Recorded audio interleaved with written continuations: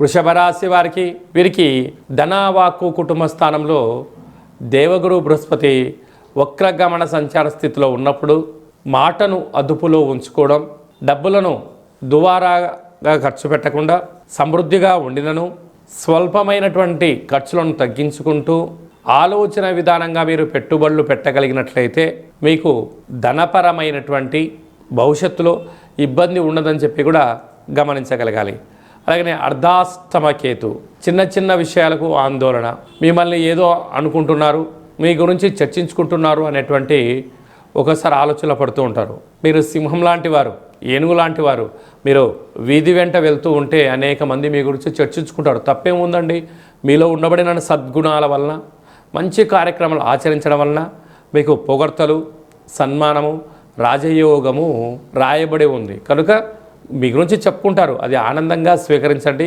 Positive ఉన్నా negative ఉన్నా దాన్ని మౌనంగా స్వీకరించగలిగినట్లయితే మీరు ఉన్నతమైన జీవితానికి స్వాగతం పలకబోతారు. అదే కాకుండా వృషభ రాశి నుంచి 4వ స్థానంలో ఈ చంద్రగ్రహణ సంచార స్థితి ఉంది కనుక వృషభ రాశి జాతకులు మీరు దయచేసి గ్రహణము మీకు దోషము ఉంది కనుక దోషకాల సమయంలో నవగ్రహ మంత్రములను, రుద్రుడి యొక్క మంత్రములను, శ్రీమన్నారాయణుడి యొక్క మంత్రములను లేకుంటే గురుచరిత్ర పారాయణం చేయగలిగినట్లయితే ఉంటుంది.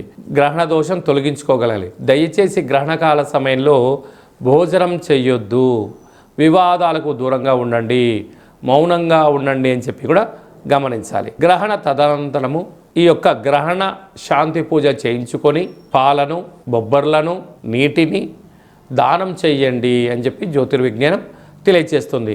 విశేషంగా మిథునరాశి వారికి ఏడాది తర్వాత రాజ్యస్థానంలో చతుర్గ్రహ సంచార స్థితి, ఆత్మకారకుడు రవి, రుణరోగ శత్రుకారకుడు కుజుడు, బుద్ధికారకుడు బుధుడు, వాస్తు నరదృష్టికారకుడు రాహు భగవాను ఉండడం వలన వృత్తులలో, ఉద్యోగాలలో, వ్యాపారాలలో స్వల్పమైనటువంటి ఆటంకాలు పొంచి ఉన్నాయి కనుక ఇలాంటి కాల సమయంలో ఓపిక, పట్టుదల, సహనము, సత్ప్రవర్తన అవసరం అని చెప్పి గుర్తు పెట్టుకోగలగాలి.